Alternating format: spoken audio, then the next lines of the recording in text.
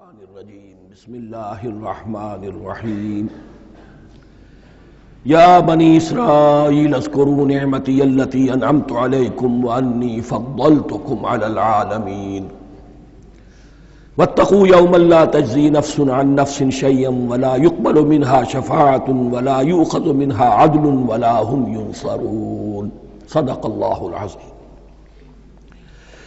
رب اشرح لی صدری ویسر لی امری واحلل عقدۃ من لسانی یفقہوا قولی۔ جیسا کہ میں نے عرض کیا تھا، سورہ بقرہ کے 5ویں رکوع سے اور 14ویں رکوع تک تو مسلسل، بلکہ 15ویں رکوع کی بھی پہلی 2 آیات شامل کرنی ہوں گی۔ یہ 10 رکوعوں سے 2 آیات زائد ہیں کہ جن میں خطاب کل کا کل بنی اسرائیل سے ہے۔ البتہ اس میں یہ فرق ہے کہ پہلا رکوع جو ہے وہ ان کو دعوت پر مشتمل ہے، نبی اکرم صلی اللہ علیہ وسلم پر ایمان لانے کی پرزور دعوت۔ بقیہ یہ 9 رکوع جو ہے یہ ان پر فرد قرارداد جرم ہے جو عائد کی جا رہی ہے۔ ہم نے تمہارے ساتھ یہ احسان و اکرام کیا، تم پر یہ فضل کیا، یہ کرم کیا، تمہیں یہ حیثیت دی، تمہیں یہ مقام دیا، تم نے اس طور سے اپنے اس مشن کی خلاف ورزی کی، اپنے مقام اور مرتبے کو چھوڑ کر اور دنیا پرستی اختیار کی۔ یہ جو 9 رکوع ہیں ان میں بنی اسرائیل کی تاریخ کا تو یوں سمجھیے کہ ایک بہت بڑا حصہ اور نمایاں اس کے فیچرز آئیں گے، لیکن یہ سمجھ لیجئے کہ اصل میں یہ امت مسلمہ کو بھی ایک پیشگی تنبیہ ہے کہ کوئی مسلمان امت جب بگڑتی ہے تو یہ چیزیں اس میں آ جاتی ہیں۔ چنانچہ احادیث موجود ہیں حضور کی، لَيَأْتِيَنَّ عَلَىٰ أُمَّتِي مَا أَتَىٰ عَلَىٰ بَنِي إِسْرَائِيلَ حَزْوَ النَّعْلِ بِالنَّعْلِ، میری امت پر بھی وہ سب حالات وارد ہوں گے جو بنی اسرائیل پر آئے، بالکل ایسے جیسے ایک جوتی دوسری جوتی سے مشابہ ہوتی ہے۔ ایک اور حدیث میں فرمایا لَتَتَّبِعُنَّ سُنَنَ مَنْ قَبْلِكُمْ، تم لازماً اپنے سے پہلوں کی پیروی کرو گے۔ اور اس میں اس حد تک بھی آپ نے وضاحت کر دی کہ اگر وہ سابق امت مسلمہ، سابق امت، اگر وہ گوہ کے بل میں گھسی تھی تم بھی گھسو گے، اور اگر ان میں کوئی بدبخت ایسا اٹھا جس نے اپنی ماں سے زنا کیا تو تم میں سے بھی کوئی شقی ایسا ضرور اٹھے گا جو یہ حرکت کرے گا۔ اس اعتبار سے ان رکوعوں کو پڑھتے ہوئے یہ نہ سمجھیے یہ اگلوں کی داستان ہے، پچھلوں کی کہانیاں ہیں، نہیں۔ خوش طرح باشد کے سر دل براں، گفت آیت در حدیث دیگراں، یہ ہمارے لیے ایک آئینہ ہے اور ہمیں ہر مرحلے پر سوچنا ہوگا، دروں بینی کرنی ہوگی، انٹروسپیکشن، کہ کہیں اسی گمراہی میں ہم مبتلا تو نہیں۔ دیکھتے جائیے گا۔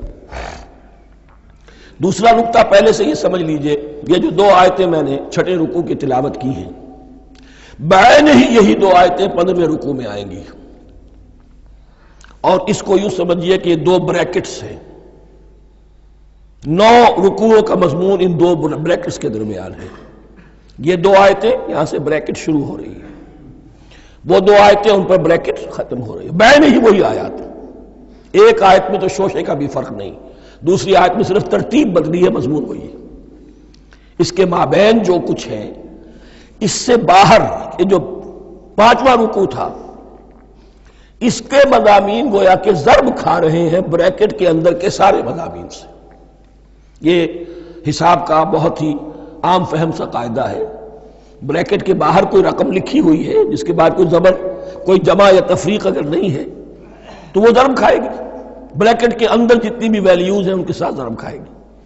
تو گویا کہ ہر قدم پر حضور پر دعوت، ایمان لانے کی دعوت اس پورے معاملے میں موجود ہے، اس لیے کہ اس میں بعض آیتیں ایسی آ گئی ہیں، ایک زیادہ نمایاں ایک کم نمایاں، جن سے کچھ لوگوں کو بغالتا ہوا یا کچھ لوگوں نے فتنہ پیدا کیا جان بوجھ کر۔ یہ فتنہ ایک بار پیدا ہوا تھا اکبر کے زمانے میں، دین الہی کی شکل میں، کہ صرف خدا کو مان لینا، آخرت کو مان لینا اور نیک اعمال کرنا نجات کے لیے کافی ہے، کسی رسول پر ایمان لانا ضروری نہیں ہے۔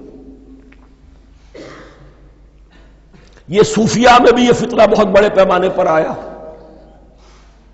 مسجد مندر ہکڑو نور، مسجد میں اور مندر میں ایک ہی نور ہے، سب مذاہب ایک ہی ہے. سارا فرق جو ہے شریعتوں کا ہے، عبادت کے ظاہری شکل کا ہے، وہ ہے رسولوں سے متعلق. رسولوں کو بیچ میں سے نکال دیجئے تو یہ دین الہی رہ جائے گا، اللہ کا دین. اتنا بڑا فتنہ تھا کہ جب ہندوستان میں سیاسی اعتبار سے، حکومت کے اعتبار سے مسلمانوں کا اقتدار چوٹی پر تھا، کلائمیکس پر، اکبر اعظم،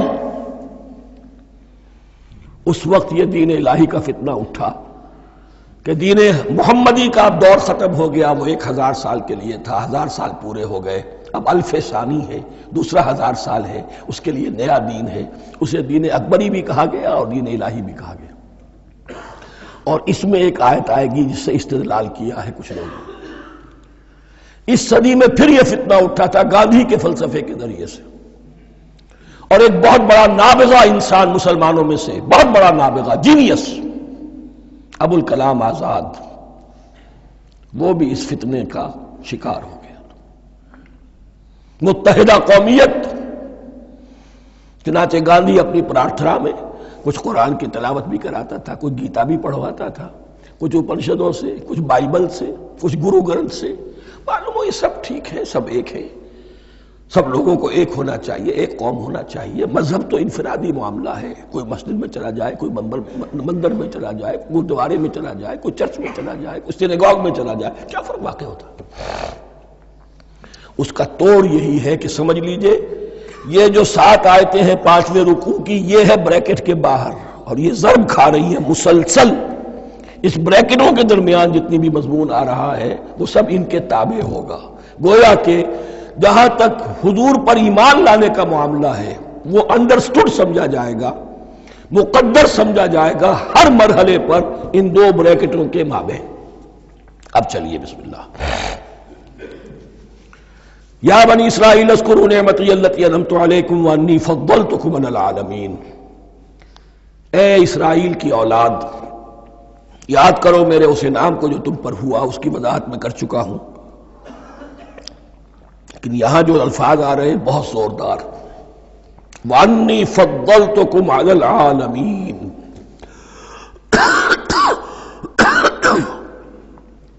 میں نے تمہیں فضیلت عطا کی تمام جہانوں پر. یہاں ایک قاعدہ نوٹ کر لیجئے، عربی نحو کا قاعدہ یہ ہے کہ کہیں ظرف جس میں کوئی شے ہے، ظرف کی جمع لے لیتے ہیں، مراد ہوتا ہے مظروف، ظرف کے اندر جو شے ہے اس کی جمع. تمام جہانوں پر فضیلت، کیا فرشتوں پر بھی فضیلت؟ نہیں، جہان والوں پر، تمام اقوام عالم پر تمہیں فضیلت عطا کی، یہ مطلب ہے اس کا. تمام عالموں پر، تمام جہانوں پر، یعنی تمام جہان والوں پر. اس انسان، عالم انسانیت کے اندر جتنے بھی مختلف گروہ ہیں، نسلیں ہیں، طبقات ہیں، ان میں فضیلت عطا.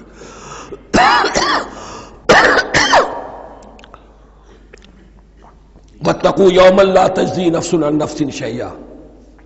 میں عرض کر چکا ہوں، اب تیسری مرتبہ پھر عرض کر رہا ہوں. اصل شیخ آخرت، محاسبہ آخرت. یہ مستحضر ہوگا تو انسان سیدھا رہے گا. کس میں کمزوری آ جائے، ضعف آ جائے، تو باقی ایمان باللہ، ایمان بالرسالت، یہ نہ معلوم کیا کیا شکلیں اختیار کر لیں. دیکھیے اس آیت کے اندر 4 اعتبارات سے محاسبہ آخرت کا زور ہے. واتقوا یوما، ڈرو اس دن سے، لا تجزی نفس عن نفس شیئا، جس دن کوئی جان کسی دوسرے کے کام نہ آ سکے گی.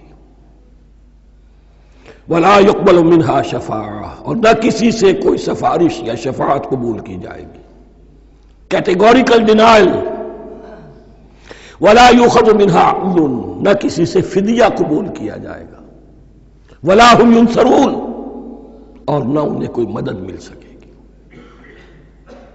ہم نے طرح طرح کے عقیدے، شفاعت باطلہ کا تصور. اہل عرب سمجھتے تھے ہمیں یہ فرشتے جو ہے خدا کی بیٹیاں ہیں، یہ لات اور منات اور عزا ہم نے ان کے بت بنا رکھے ہیں. پوچھتے ہیں یہ اپنے ابا جان سے اللہ کی بیٹیاں ہیں نا، لاڈلی بیٹیاں چھڑا لیں گے ہمارے ہاں بھی تصور ہے اولیاء اللہ چھڑا لیں گے. یا شفاعت باطلہ، خود حضور کی شفاعت کے بارے میں جو غلط تصورات ہیں. ایک شفاعت حقہ ہے، اس کی وضاحت کا یہ موقع نہیں ہے. وہ آیت الکرسی پہ جب ہم پہنچیں گے انشاءاللہ تعالیٰ اسی سورہ مبارکہ میں تو اس کی وضاحت بھی ہوگی. یہ سارے جو ہم نے جو گھڑ رکھے ہیں خیالات، ان کی نفی اس آیت کے حوالے سے کی. وَاتَّقُوا يَوْمًا لَا تَجْزِي نَفْسٌ عَن نَفْسٍ شَيْئًا، کوئی انسان دوسرے انسان کے کام نہیں آ سکے. وَلَا يُقْبَلُ مِنْهَا شَفَاعَةٌ، کسی جان کی طرف سے کوئی سفارش قبول نہیں ہوگی. وَلَا يُؤْخَذُ مِنْهَا عَدْلٌ، نہ کوئی فدیہ قبول کیا جائے گا. وَلَا هُمْ يُنصَرُونَ، نہ انہیں کوئی مدد مل سکے گی. اب اس کے بعد اللہ تعالیٰ کے احسانات اور ان کی طرف سے جو ناشکریاں ہوئی ہیں ان کی بڑی تفصیل کے ساتھ اب بات چلے گی. تفصیل نہیں، تیزی کے ساتھ. یہ واقعات کئی 100 برس کے ہیں، لیکن ایک تو یہ کہ ان کی تفاصیل مکی صورتوں میں آ گئی ہیں. سب سے زیادہ سورہ اعراف میں ملے گی، اور بھی کئی صورتوں میں آپ کو مل جائے گی. یہاں پر تو پے بپے جیسے کہ ایک قرارداد جرم کسی پر کی جاتی ہے تو اس میں سب گنوائے جاتے، تم نے یہ کیا، یہ کیا، یہ کیا. وَإِذْ نَجَّيْنَاكُم مِّنْ آلِ فِرْعَوْنَ، اور ذرا یاد کرو جب کہ ہم نے تمہیں نجات دی تھی فرعون کی قوم سے.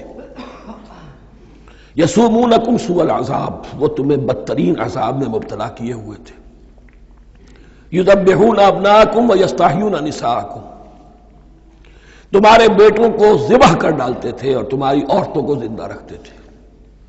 عورتیں تو پھر ان کے کام آتی تھی، گھر میں کام کاج کے لونیاں بنتی تھی، گھروں میں ڈال لیتے تھے. لیکن لڑکوں کو، اور یہ 2 موقع پر ہوا ہے بنی اسرائیل کے ساتھ، یہ بعد میں انشاءاللہ اس کی تفصیل آئے گی. وَفِي ذَلِكُمْ بَلَاءٌ مِّن رَبِّكُمْ عَظِيمٌ، اور یقیناً اس میں تمہارے رب کی طرف سے تمہارے لیے بڑی آزمائش تھی. وَإِذْ فَرَقْنَا بِكُمُ الْبَحْرَ، اور یاد کرو جب کہ ہم نے تمہارے لیے سمندر کو پھاڑ دیا یا دریا کو پھاڑ دیا. یہ ایک مختلف فی بات ہے کہ کس جگہ سے کراس کیا تھا بنی اسرائیل نے ایجپٹ سے سینائی پیننسولا آنے کے لیے جزیرہ نما سینا میں. ایک رائے یہ کہ دریائے نیل کو کراس کر کے گئے ہیں، لیکن یہ بات غلط ہے. دریائے نیل تو مصر کے اندر ہے، وہ کبھی بھی مصر کی حد نہیں بنا. کسی کی رائے یہ ہے کہ جو خلیج سویز ہے، بحر قلزم جو ہے ریڈ سی، وہ اوپر جا کر 2 کھاڑیوں میں تبدیل ہو جاتا ہے. خلیج عقبہ مشرق کی طرف اور خلیج سویز مغرب کی طرف، اور ان کے درمیان میں یہ سینائی پیننسولا جو ہے یہ تکون ہے. جیسے ہندوستان بھارت تکون ہے، ایسے یہ پیننسولا ہے، انڈین پیننسولا، سینائی پیننسولا. اور یہ سویز کینال تو بعد میں بنی ہے. خلیج سویز اور میڈیٹرینین بحیرہ روم کے درمیان یہ کچھ چھوٹی چھوٹی، اگرچہ چھوٹی تھی سمندر کے لحاظ سے، بہت بڑی بڑی جھیلیں تھیں، اور ان جھیلوں ہی کو پھر جوڑ جوڑ کر درمیان میں جو خشکی تھی اس کو کاٹ کر سویز کینال بنائی گئی ہے. تو اب تو یہ ایک مسلسل ایک رابطہ ہے، لیکن معلوم ہوتا ہے کہ یا تو خلیج سویز کو کراس کیا ہے حضرت موسیٰ علیہ السلام نے، اور یہی میری رائے زیادہ یہی ہے، اس لیے کہ کوہ طور جو ہے وہ اس پیننسولا کی ٹپ پر ہے، نیچے ہے یہاں، جہاں پر ان کا قیام رہا اور جہاں پھر حضرت موسیٰ کو 40 دن کے لیے کوہ طور پر بلا کر اور پھر انہیں تورات دی گئی ہے. تو معلوم ہوتا ہے کہ جو خلیج سویز ہے اسے کراس کیا ہے. کراس کس طرح کیا ہے کہ حضرت موسیٰ کے عصا کی ایک ضرب سے سمندر پھٹ گیا. فَكَانَ كُلُّ فِرْقٍ كَالطَّوْدِ الْعَظِيمِ، دونوں طرف چٹانوں کے مانند پہاڑ کی طرح جو ہے وہ سمندر کھڑا ہو گیا، اس کے راستے سے یہ نکل گئے. اور پھر جب فرعون اور اپنا لشکر لے کر جب آیا ہے اس نے سوچا ہم بھی نکل جائیں، وہ غرق ہو گئے، اس لیے کہ دونوں طرف کا پانی آپس میں مل گیا. یہ تھی کیفیت، اور معجزانہ کیفیت تھی. یہ کوئی فطرت کے یا نیچر کے اصول کے مطابق بات نہیں تھی، اور میں عرض کر چکا ہوں، آپ کو بتا چکا ہوں معجزہ کسے کہتے ہیں. وَإِذْ فَرَقْنَا بِكُمُ الْبَحْرَ فَأَنْجَيْنَاكُمْ، جب ہم نے تمہارے لیے یا تمہارے ساتھ سمندر کو پھاڑ دیا، تمہارے لیے تمہارے گزرگاہ بنانے کے لیے، تو تمہیں تو نجات دے دی. وَأَغْرَقْنَا آلَ فِرْعَوْنَ وَأَنْتُمْ تَنظُرُونَ، اور تمہاری نگاہوں کے سامنے فرعون کے لاؤ لشکر کو غرق کیا، تم دیکھ رہے تھے. یہ گزر چکے تھے، اس ساحل پر کھڑے ہیں، ادھر سے یہ داخل ہوئے ہیں اور پانی دونوں طرف سے آ کر مل گیا اور یہ غرق ہو گئے۔ وَإِذْ وَعَدْنَا مُوسَىٰ 40 لَيْلَةً، اور یاد کرو پھر جب کوہ طور پر ہم نے موسیٰ کو 40 دن کے لیے بلایا۔ ثُمَّ اتَّخَذْتُمُ الْعِجْلَ، ان کی غیر حاضری میں تم نے بچھڑے کی پرستی شروع کر دی، اسے معبود بنا لیا، من بعدہ، اس کی غیر موجودگی میں، وَأَنْتُمْ ظَالِمُونَ، تم بہت بڑا ظلم تھا جس کا ارتکاب کیا۔ ان الشرک لظلم عظیم، عظیم ترین ظلم جو ہے وہ شرک ہے، اور شرک جلی کی یہ شکل کہ بچڑے کو پوج رہے۔ ثم عفونا عنکم من بعد ذلک، پھر ہم نے تمہیں اس کے بعد بھی معاف کیا، یہ ہمارا کرم رہا ہے، ہماری رحمت رہی۔ من بعد ذلک لعلکم تشکرون، تاکہ تم شکر کرو۔ وَإِذْ آتَيْنَا مُوسَى الْكِتَابَ وَالْفُرْقَانَ لَعَلَّكُمْ تَهْتَدُونَ، اور یاد کرو جب کہ ہم نے موسیٰ کو کتاب اور فرقان عطا فرمائی۔ یہ فرقان حق اور باطل کے درمیان فرق کر دینے والی چیز، اور کتاب عام طور پر جو آتا ہے وہ شریعت کے لیے آتا ہے، شریعت بھی دی، کتاب بھی دی اور فرقان بھی دیا، لعلکم تہتدون، تاکہ تم ہدایت پاؤ۔ وَإِذْ قَالَ مُوسَىٰ لِقَوْمِهِ، اور یاد کرو جب کہ کہا تھا موسیٰ نے اپنی قوم سے، یا قوم انکم ظلمتم انفسکم باتخاذکم العجل، اے میری قوم کے لوگو، یقیناً تم نے اپنے اوپر بڑا ظلم کیا ہے بچڑے کو معبود بنا کر۔ فتوبوا الی بارئکم، پس توبہ کرو اپنے پروردگار، اپنے خالق کی جناب میں۔ باری، باری اللہ تعالیٰ ہے، باری۔ فاقتلوا انفسکم، تو قتل کرو اپنے آپ کو۔ یہ چیز جو ہے تورات میں تفصیل سے آئی ہے، قرآن میں نہیں ہے۔ اسی اعتبار سے میں نے آپ کو بتایا تھا کہ تورات کا مطالعہ اس اعتبار سے مفید ہے کہ بہت سے واقعات جن کا قرآن میں ذکر ہے، اجمالاً اشارہ ہے، اس کی تفصیل کے لیے ہمیں تورات سے رجوع کرنا پڑتا ہے، ورنہ یہ کہ اس آیت کا صحیح مفہوم واضح نہیں ہوگا۔ فاقتلوا انفسکم، اپنے آپ کو قتل کرو، کیا مانی؟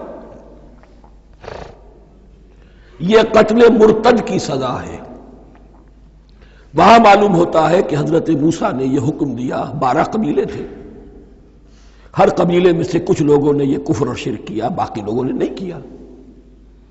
انہیں حکم دیا گیا کہ اپنے قبیلے کے لوگ ان کو قتل کریں جو ان کے قبیلے میں سے اس کفر کے مرتکب ہوئے۔ انفسکم سے مراد یہ اپنے قبیلے کے لوگوں کو تم قتل کرو، اس لیے کہ قبائلی زندگی جو ہوتی ہے آپ کو معلوم ہے، اس میں کوئی اور قبیلہ ہاتھ لگا دے تو قبائلی عصبیت بھڑک اٹھے گی۔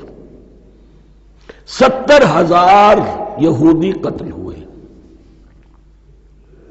اس سے بڑی توبہ اور ممکن نہیں، اس سے بڑا پرج، کسی بھی آئیڈیولوجیکل پارٹی کے اندر پرج بہت ضروری ہوتا ہے۔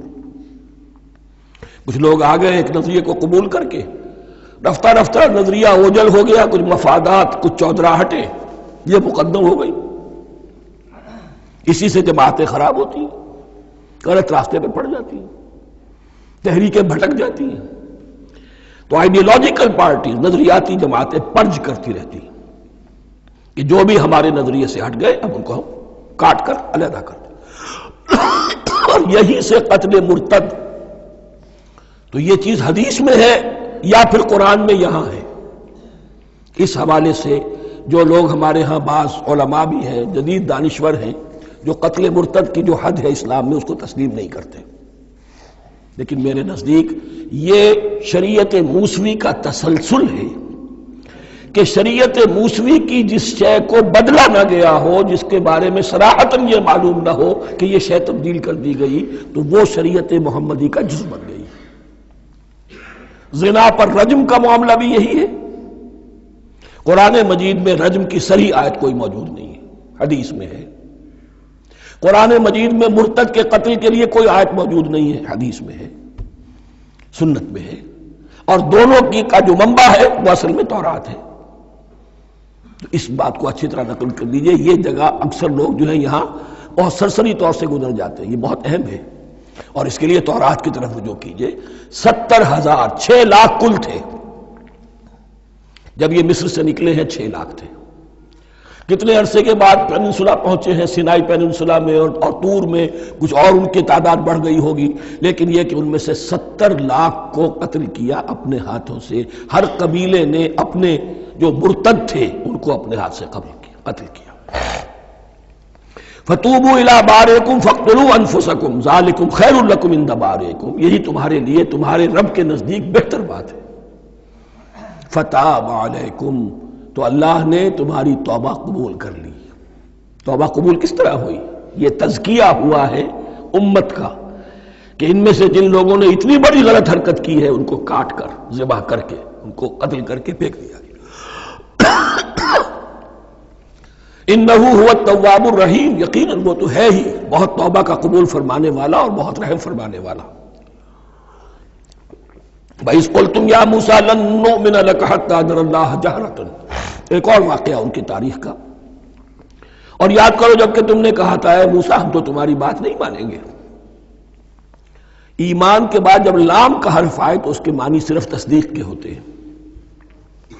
لن نؤمن لک، ہم آپ کی بات کی تصدیق نہیں کریں گے، حتی نر اللہ جہرتن، جب تک کہ ہم دیکھ نہ لے اللہ کو عیانن.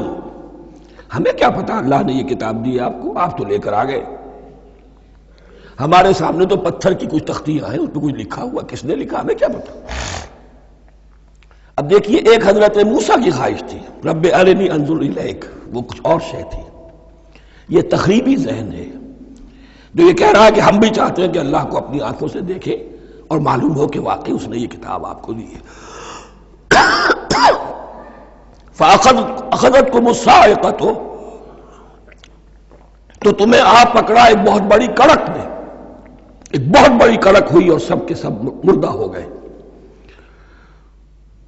وَأَنْتُمْ تَنظُرُونَ، تمہارے دیکھتے دیکھتے ایک کڑک نے تمہیں آ لیا.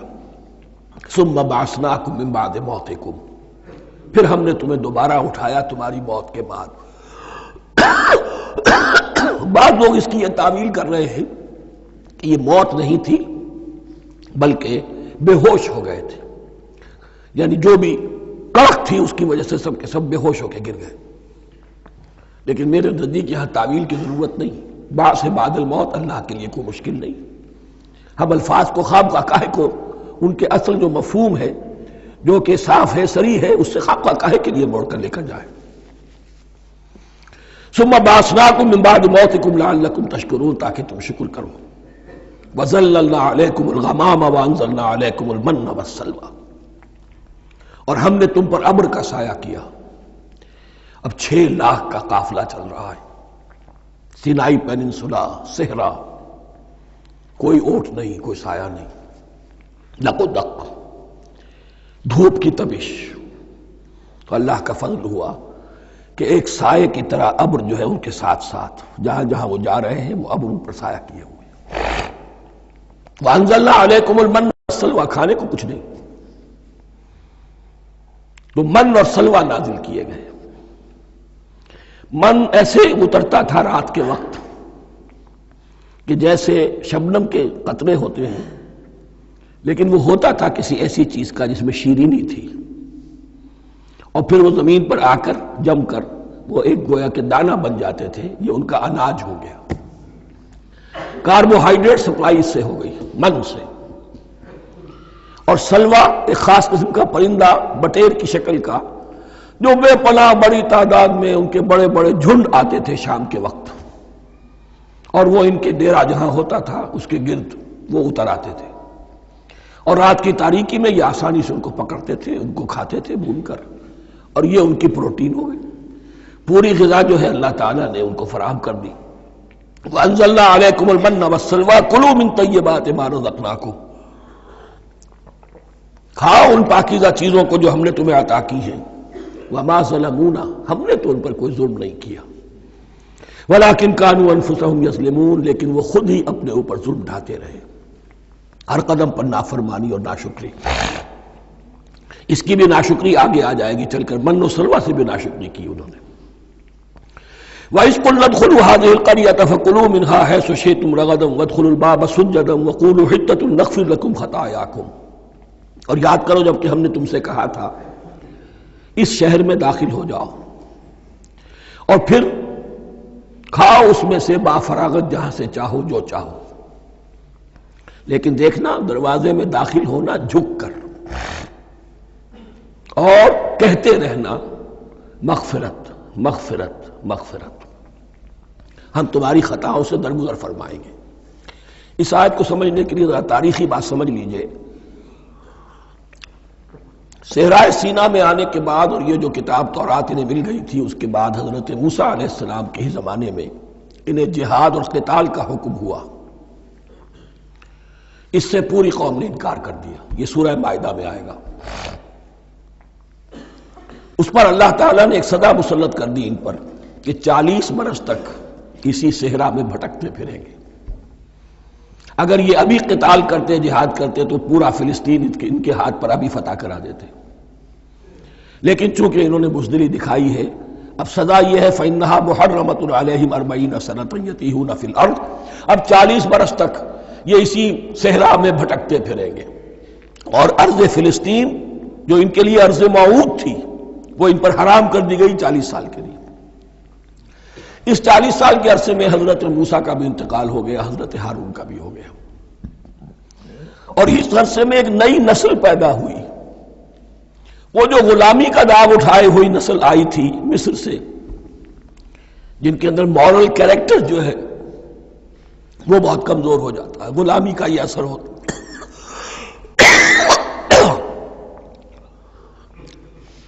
وہ پوری نسل ختم ہو گئی، نئی نسل اب پیدا ہوئی، 40 برس صحرا میں پیدا ہوئے، یہی پلے بڑھے، ان میں اب ایک جذبہ تھا۔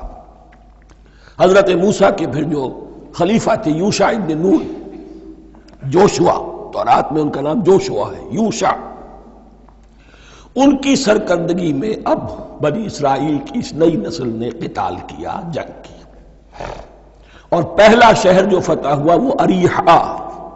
آج بھی وہ شہر جو ہے جیریکو جو آپ دیکھتے ہیں خبروں کے اندر آتا ہے بار بار، اریحا اس کا پرانا نام ہے، یہ شہر فتح ہوا۔ اس فتح کی بات کا تذکرہ ہو رہا ہے، یاد کرو جب کہ ہم نے تم سے کہا تھا اس بستی میں، اس شہر میں داخل ہو جاؤ فاتحانہ، اور پھر جو کچھ یہاں ہے، جو نعمتیں ہیں ان سے متمتع ہو، کھاؤ پیو، لیکن داخل ہونا سجدہ کرتے ہوئے، مراد کیا، جھک کر، یعنی ایسا نہ ہو کہ تکبر کی وجہ سے تمہاری گردنیں اکڑ جائیں، گردنیں جھکا کر اللہ کا احسان مانو، یہ نہ سمجھو کہ یہ فتح تم نے حاصل کی۔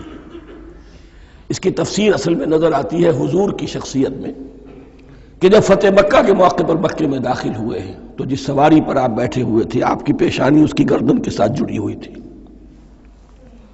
یہ وقت ہوتا ہے جب کہ تکبر اور تعلی، فاتح کی حیثیت سے آنا، اور بندہ مومن کے لیے یہی وقت ہے تواضع کا، جھکنے کا۔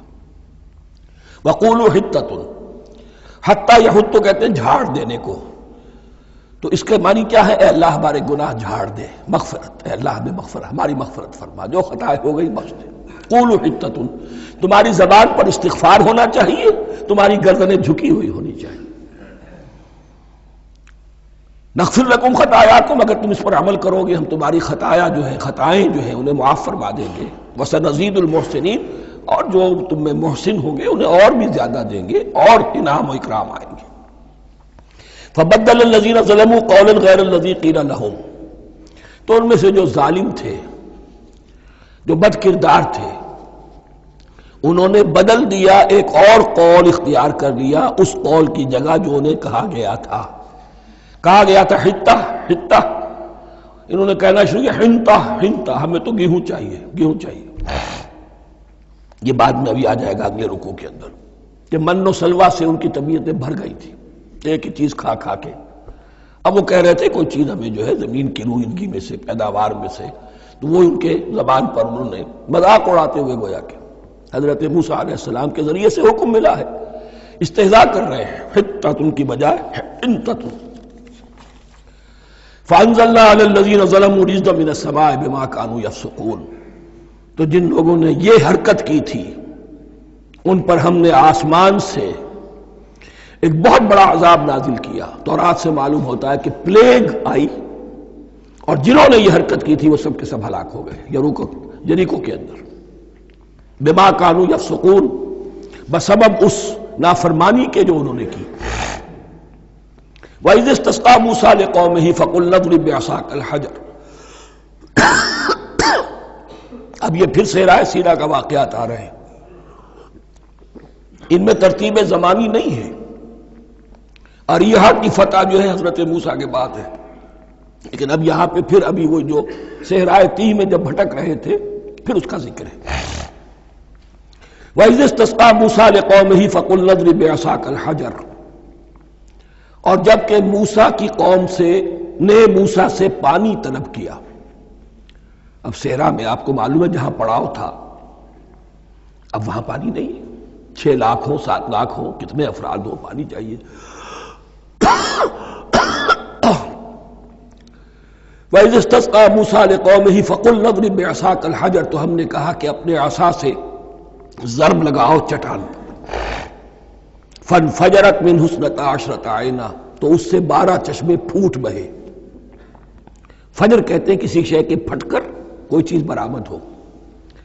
فجر جو ہوتی ہے، فجر کا وقت رات کی تاریکی کا پردہ چاک ہوتا ہے اور سپیدہ سحر نمودار ہوتا ہے۔ فَانْفَجَرَتْ مِنْهُ اثْنَتَا عَشْرَةَ عَيْنًا، تو 12 چشمے پھوٹ بہے۔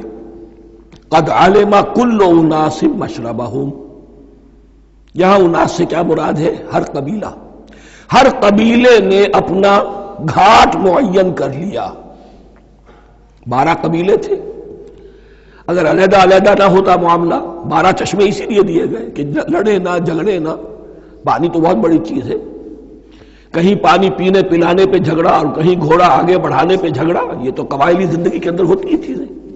تو اس اعتبار سے اللہ تعالیٰ نے ان کے لیے یہ سہولت کی کہ 12 چشمے پھوٹ بہے۔ قد علم کل اناس مشربہم، ہر ایک نے اپنا گھاٹ جان لیا، معین کر لیا۔ کلوا واشربوا من رزق اللہ، گویا کہ کہہ دیا گیا کہ کھاؤ اور پیو اللہ کے رزق میں سے۔ ولا تعثوا فی الارض مفسدین، اور زمین میں فساد مچاتے نہ پھرو۔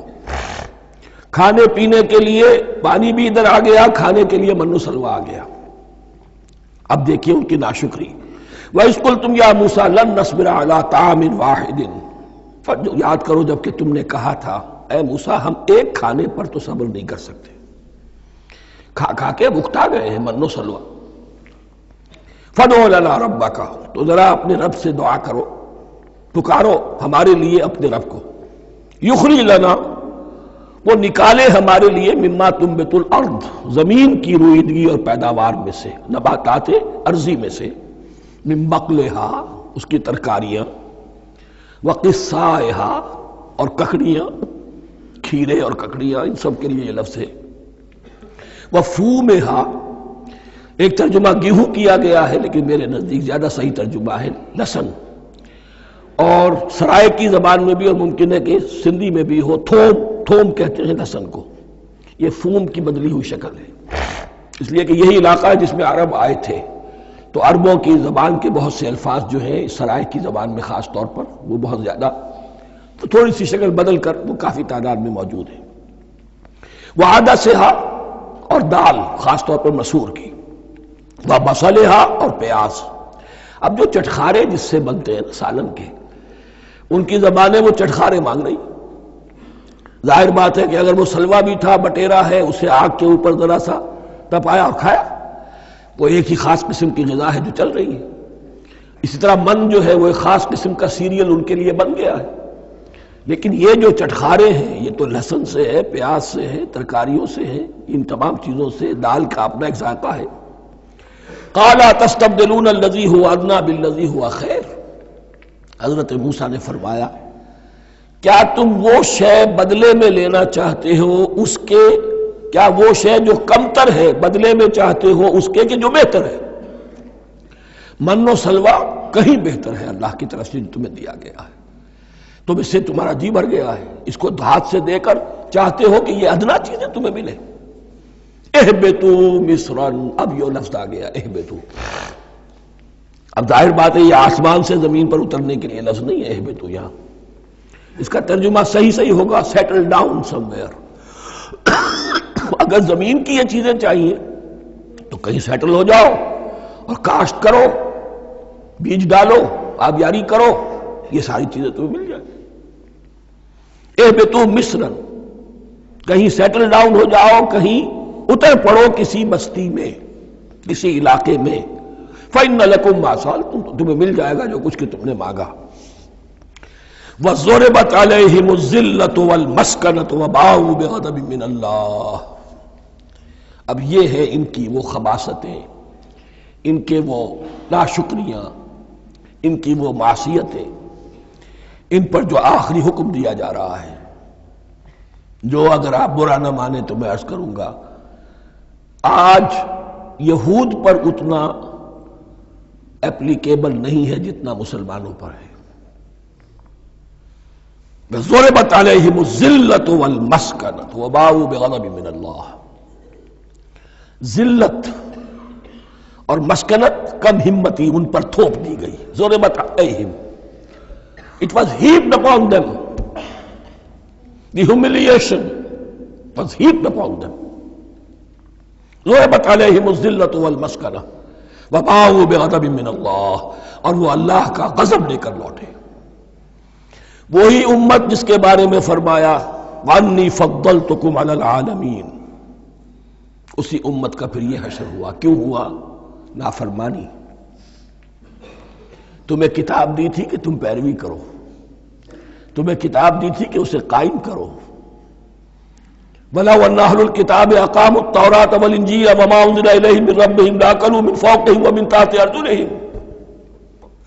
اگر یہ تورات اور انجیل کو قائم کرتے، نافذ کرتے، تو نعمتیں زمین بھی اگلتی، ان کے قدموں کے نیچے سے نعمتیں جو ہیں وہ پھوٹتی، اور ان کے سروں کے اوپر سے بھی بارش ہوتی نعمتوں کی۔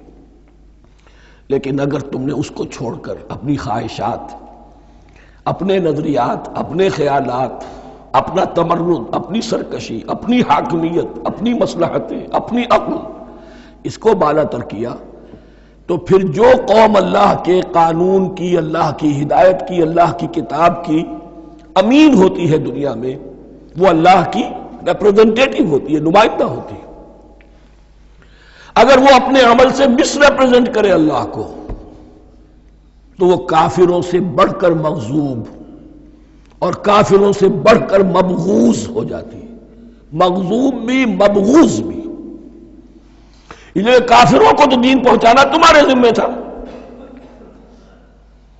تم نے دین ان کو کیا پہنچانا تھا، تم تو خود دین سے منحرف ہو گئے۔ آج اس جگہ پر امت مسلمہ کھڑی ہے کہ 1.25 بلین یا 1.5 بلین،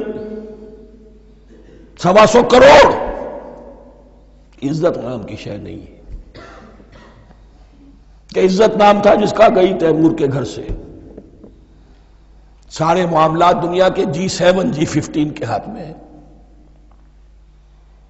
سیکیورٹی کونسل اس کے پرماننٹ ممبر کا ویٹو ہے، اور نہ سیکیورٹی کونسل میں اور نہ کہیں کسی G7 میں، نہ G9 میں، نہ G15 میں کوئی مسلمان ملک نہیں۔ کسنمی پرست کی بھیا کیستی، ہماری اپنی پالیسیز کہیں اور طے ہوتی ہیں، ہمارے اپنے بجٹ کہیں اور بنتے ہیں، ہماری صلح اور جنگ کسی اور کے اشارے سے ہوتی ہے۔ ریموٹ کنٹرول، یہ ذلت اور مسکنت۔ ہم کہتے ہیں ہماری شہرگ ہے کشمیر، اور جنگ کرنے کو تیار نہیں ہے۔ یہ خوف نہیں تو کیا ہے، یہ مسکنت نہیں تو کیا ہے؟ اگر اللہ پر یقین ہو اور اپنے حق پر یقین ہو تو اگر شہرگ دوسرے کے قبضے میں ہے تو ہمت کرو، یا تخت یا تختہ، لیکن نہیں۔ آپ کے ریڈیو پر، ٹیلی ویژن پر خبریں آتی رہیں کہ اتنی مسلمانوں کے ساتھ یہ کر دیا، اتنی مسلمان عورتوں کی بے حرمتی کر دی، لیکن یہاں ہم بیٹھے ہوئے اپنے اپنے دھندوں میں، اپنے اپنے کاروبار میں، اپنی اپنی ملازمتوں میں، اپنے اپنے کیریئرز میں۔ دنیا میں کیا کچھ ہو رہا ہے۔ بہرحال اس وقت یہ جو ہے، میں نے جیسا کہ عرض کیا تھا کہ یہ ہے تاریخ بنی اسرائیل کی، لیکن خوشترا باشد کے سر دل براں، گفت آیت در حدیث دیگراں۔ یہ ہمارا نقشہ ہے آج اس آیت میں۔ ضربت علیہم الذلۃ والمسکنۃ وباؤوا بغضب من اللہ۔ اور یہ کیوں؟ ذالک بانہم کانوا یکفرون بآیات اللہ، یہ اس لیے کہ وہ اللہ کی آیات کا انکار کرتے رہے، وَيَقْتُلُونَ النَّبِيِّينَ بِغَيْرِ الْحَقِّ، اللہ کے نبیوں کو ناحق قتل کرتے رہے۔ ہمارے ہاں بھی مجددین امت میں سے کتنے ہیں جو جیلوں میں ڈالے گئے، جن کو ایسی ایسی مار پڑی ہے کہ کہا جاتا ہے کہ ہاتھی کو بھی وہ مار پڑتی تو برداشت نہ کرتا۔ احمد ابن حنبل کے ساتھ کیا ہوا؟ ابو حنیفہ جیل میں انتقال کیا، امام مالک کے کندھے کھینچ دیے گئے، اتار دیے گئے، منہ کالا کر کے اور اونٹ پر بٹھا کر پھرایا گیا۔ امام دار الہجرہ شیخ احمد سرہندی جیل میں رہے، سید احمد بریلوی اور ان کے ساتھیوں کو خود مسلمانوں نے تہہ تیغ کیا ہے۔ بہرحال یہ داستانیں ہیں، اب نبی تو کوئی نہیں آئے گا، ان کے ہاں نبی تھے، ہمارے ہاں مجددین ہیں، علماء حق ہیں، جیسے کہ حدیث بھی ہے علماء امتی کا انبیاء بنی اسرائیل، تو جو انہوں نے انبیاء کے ساتھ کیا ہم نے مجددین اور علماء کے ساتھ کیا۔ ذالک بما عصوا وکانوا یعتدون، اور یہ ہوا ان کی نافرمانیوں کی وجہ سے اور حد سے تجاوز کرنے کی وجہ سے۔ اللہ تعالیٰ تو ظالم نہیں، اللہ نے تو اونچا مقام دیا تھا، ہمیں بھی خیر امت قرار دیا، کنتم خیر امت اخرجت للناس تأمرون بالمعروف وتنہون عن المنکر وتؤمنون باللہ۔ اب اگر ہم نے وہ اپنا مشن چھوڑ دیا تو ذلت اور مسکنت وہ ہمارا مقدر بن گیا۔ اللہ کا قانون اور اللہ کا عدل بے لاگ ہے، وہ فرام امہ ٹو امہ چینج نہیں ہوتا۔ سنت اللہ جو ہے لن تجد لسنت اللہ تحویلا ولن تجد لسنت اللہ تبدیلا، اللہ کی سنت بدلتی نہیں۔ بنی اسرائیل کا جو حشر ہوا آج وہ ہمارا ہو رہا ہے۔ بہرحال اس پر میری جو کتاب ہے سابق اور موجودہ مسلمان امتوں کا ماضی حال اور مستقبل، اس کا مطالعہ کیجیے۔ اب آ گئی وہ آیت کہ جس سے استدلال کیا گیا ہے کہ ایمان بالرسالت نجات کے لیے ضروری نہیں ہے۔ ان الذین آمنوا والذین ہادوا والنصارى والصابئین من آمن باللہ والیوم الآخر وعمل صالحا فلہم اجرہم عند ربہم ولا خوف علیہم ولا ہم یحزنون۔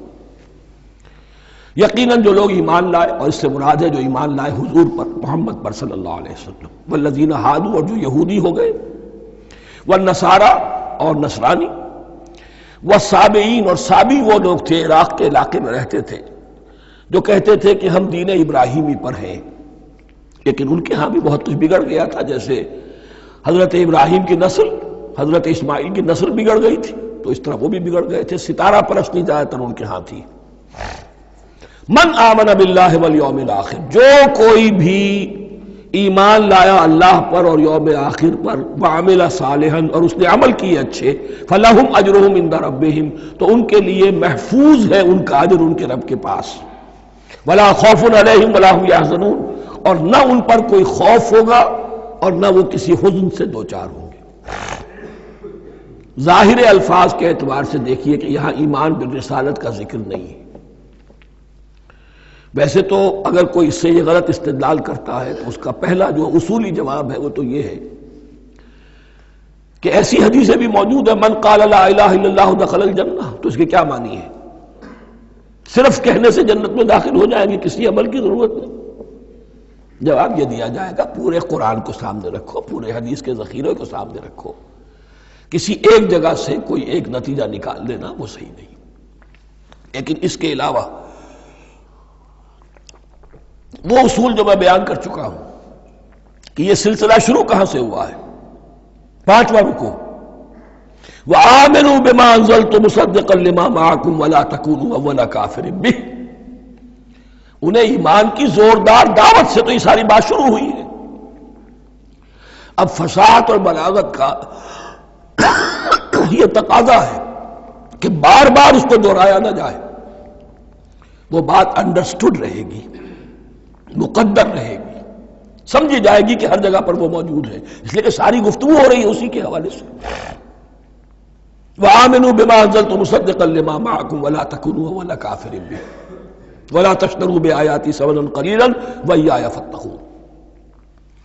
اس حوالے سے یوں سمجھیے اب اس آیت کو کہ یہاں پر کچھ الفاظ محذوف مانے جائیں گے. ان الذین آمنوا والذین ہادوا والنصارى والصابئین من آمن باللہ والیوم الآخر وعمل صالحا فی ایامہم فلہم اجرہم عند ربہم ولا خوف علیہم ولا ہم یحزنون. ہر دور میں جبکہ ابھی حضرت عیسیٰ نہیں آئے تھے تو جو بھی یہودی تھے اس وقت تک حضرت موسیٰ کے ماننے والے، وہ جو بھی اللہ پر ایمان رکھتے تھے اور نیک عمل کرتے تھے، آخرت کو مانتے تھے، ان کی نجات ہو جائے گی. لیکن حضرت عیسیٰ کے آنے کے بعد ان کو نہیں مانا، اب وہ کافر قرار پائے. لیکن اب حضرت عیسیٰ کے آنے کے بعد جب تک حضور نہیں آئے جو بھی مانتا ہے، لیکن یہ کہ شرط یہی ہوگی کہ اپنے اپنے زمانے میں، اصل میں نفی جس بات کی جا رہی ہے وہ یہ ہے کہ یہ نہ سمجھو کہ کسی گروہ میں ہونے سے نجات ہوتی ہے.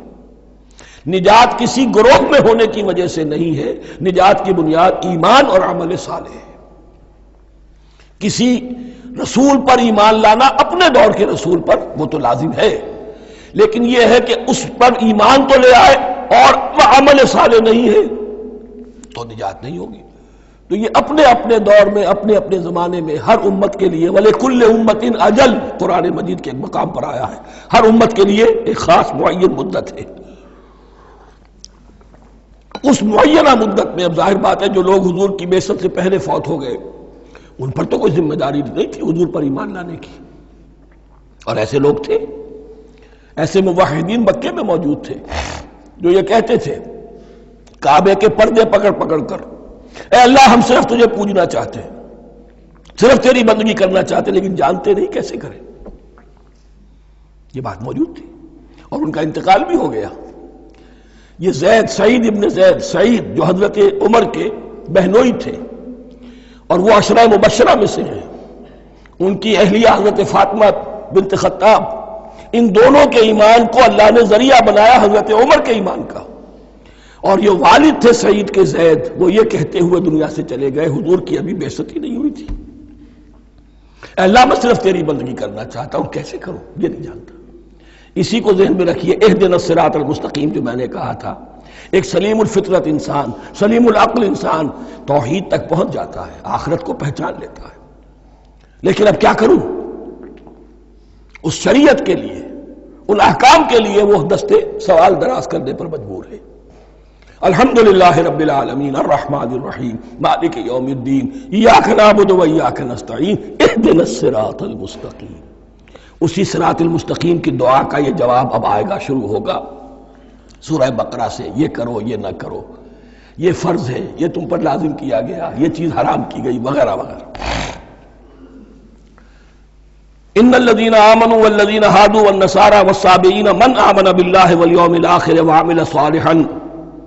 اور محذوف الفاظ فی ازمنتہم، اپنے اپنے زمانے میں، یا فی ایامہم، فلہم اجرہم عند ربہم ولا خوف علیہم ولا ہم یحزنون.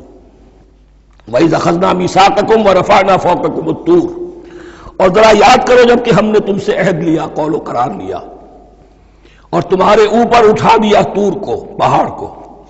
جب تورات دی گئی تو اس وقت ایک کیفیت معجزانہ طور پر ایسی پیدا کی گئی، ان کے اوپر ایک روب ڈالنے کے لیے اور خشیت قلب میں پیدا کرنے کے لیے کوہ طور اٹھا کر معلق کر دیا گیا.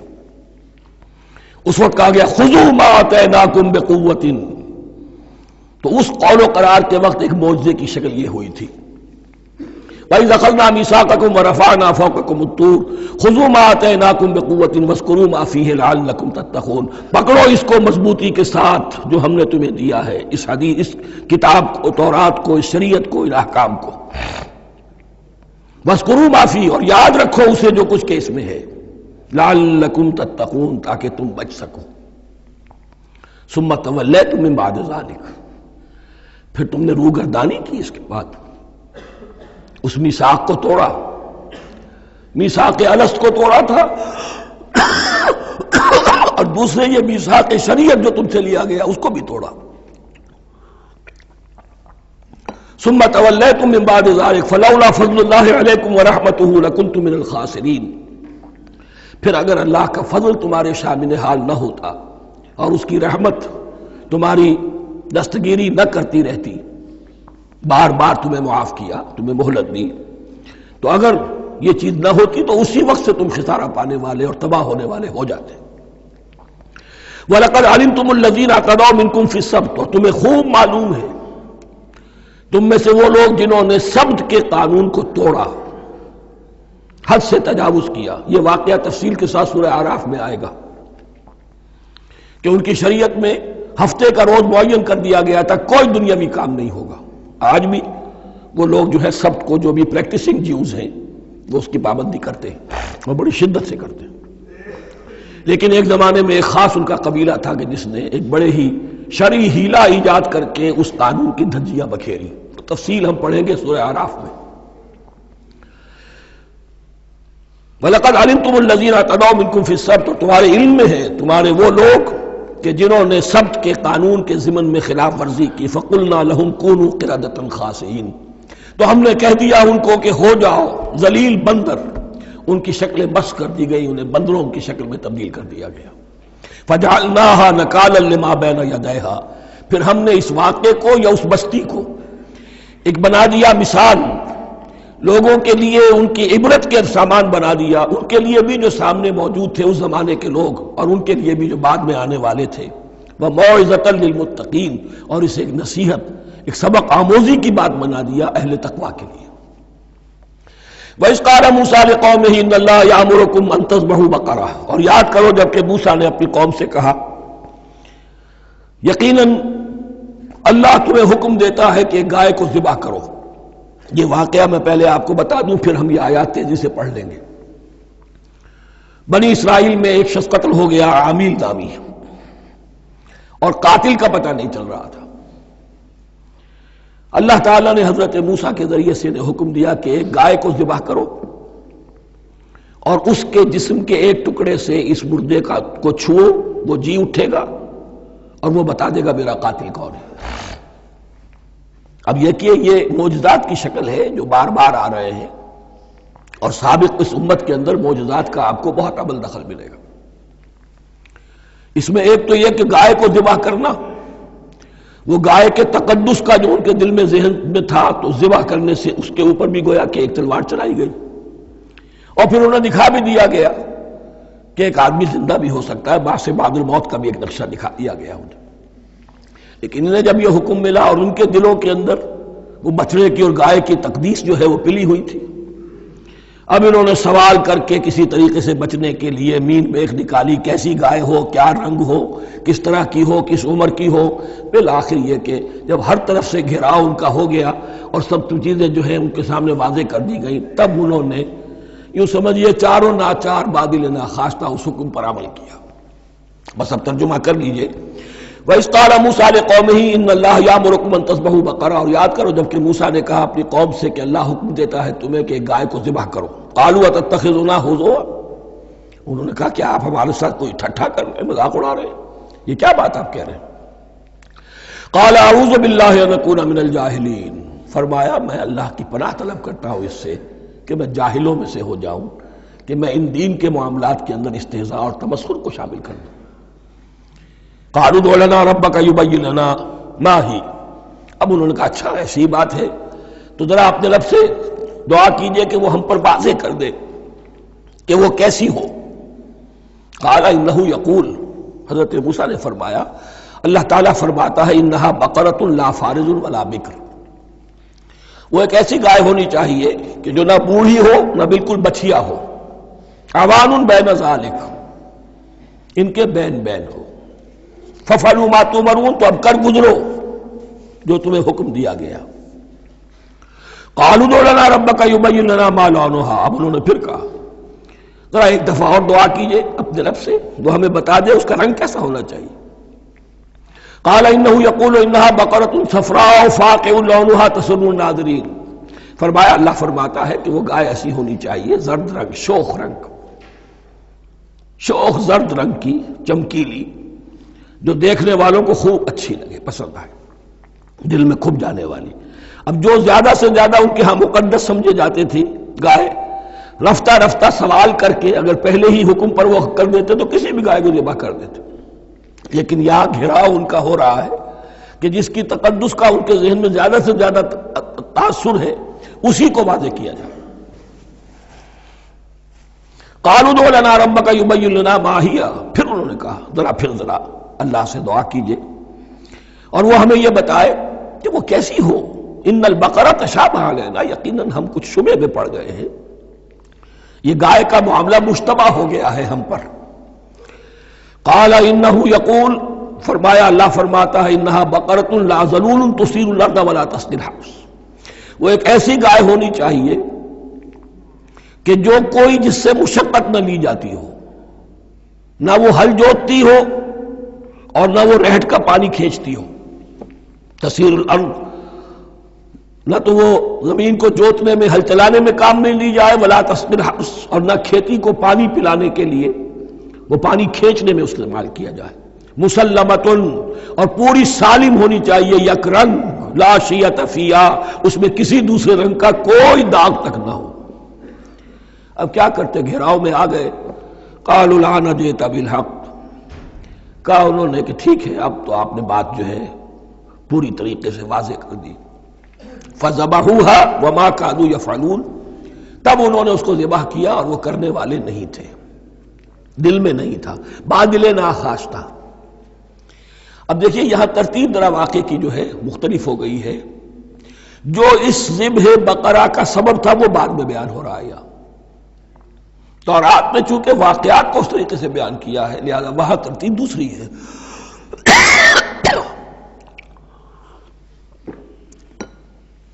وَإِذْ قَتَلْتُمْ نَفْسًا فَادَّارَأْتُمْ فِيهَا، اور یاد کرو جب کہ تم نے ایک جان کو قتل کیا تھا اور اس کا الزام تم ایک دوسرے پر لگا رہے تھے، یعنی کسی کا پتہ نہیں چل رہا تھا قاتل کون ہے۔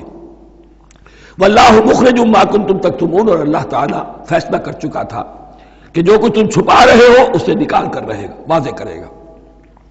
فَقُلْ اضْرِبُوهُ بِبَعْضِهَا، تو ہم نے حکم دیا کہ اس کی لاش کو اس گائے کے ایک ٹکڑے سے، اس کے جسم کے ایک حصے سے ضرب لگاؤ۔ کذالک یحیی اللہ الموتیٰ، اور دیکھو اس طریقے سے اللہ مردوں کو زندہ کر دے گا۔ تھوڑی دیر کے لیے وہ زندہ ہوا اور اس نے اپنے قاتل کا نام بتا دیا۔ وَيُرِيكُمْ آیَاتِهِ لَعَلَّكُمْ تَعْقِلُونَ، اور وہ تمہیں دکھاتا ہے اپنی آیات تاکہ تم عقل سے کام لو۔ اب جو الفاظ آ رہے ہیں بہت سخت ہیں، بہت سخت ہیں، لیکن ان کو پڑھتے ہوئے دروں بینی ضرور کیجیے گا، اپنے اندر جھانکیے گا۔ ثم قست قلوبکم، پھر تمہارے دل سخت ہو گئے۔ جب دین میں ہیلے بہانے نکالے جانے لگے اور ہیلوں بہانوں کے ذریعے سے شریعت کے احکام سے بچا جائے، اللہ کو دھوکہ دینے کی کوشش کی جائے، اس کا جو نتیجہ نکلتا ہے وہ دل کی سختی۔ ثم قست قلوبکم، پھر تمہارے دل سخت ہو گئے۔ فہی کالحجارۃ او اشد قسوہ، تو وہ تو اب پتھروں کے مانند ہیں بلکہ سختی میں ان سے بھی زیادہ شدید ہے۔ یہ ویسے بھی فصاحت اور بلاغت کا بھی بڑا ایک عمدہ مقام ہے قرآن کا۔ وَإِنَّ مِنَ الْحِجَارَةِ لَمَا يَتَفَجَّرُ مِنْهُ الْأَنْهَارُ، پتھروں میں سے تو ایسے بھی ہوتے ہیں جن میں سے چشمے پھوٹ بہتے ہیں۔ وَإِنَّ مِنْهَا لَمَا يَشَقَّقُ فَيَخْرُجُ مِنْهُ الْمَاءُ، اور ایسے بھی ہیں جو شق ہو جاتے ہیں، پتھر چٹانیں، ان میں سے پانی برآمد ہو جاتا ہے۔ وَإِنَّ مِنْهَا لَمَا يَهْبِطُ مِنْ خَشْيَةِ اللَّهِ، اور ان میں وہ بھی ہوتے ہیں جو اللہ کے خوف سے گر پڑتے ہیں۔ وَمَا اللَّهُ بِغَافِلٍ عَمَّا تَعْمَلُونَ، اور اللہ تعالیٰ غافل نہیں ہے اس سے کہ جو تم کر رہے ہو۔ یہ کیفیت جو ہے ثم قست قلوبکم فہی کالحجارۃ او اشد قسوہ ہے کون؟ یا بنی اسرائیل اذکروا نعمتی التی انعمت علیکم وانی فضلتکم علی العالمین، جن پر 1400 برس ایسے گزرے کہ کوئی لمحہ ایسا نہ تھا کہ نبی موجود نہ ہو، جنہیں 3 کتابیں دی گئیں۔ لیکن یہ کہ اپنی بدعملی، عقائد میں بھی مین بیخ کر کے اپنے آپ کو بچانے کے راستے نکال لینا، اعمال میں بھی ہیلوں کے ذریعے سے، کتاب الحیل کے ذریعے سے اپنے آپ کو ذمہ داریوں سے مبرہ کر لینا، اس کا نتیجہ پھر یہ نکلتا ہے۔ اللہ تعالیٰ مجھے اور آپ کو اس انجام بد سے بچائے۔ بارک اللہ لی ولکم فی القرآن العظیم ونفعنی وإیاکم بالآیات والذکر الحکیم۔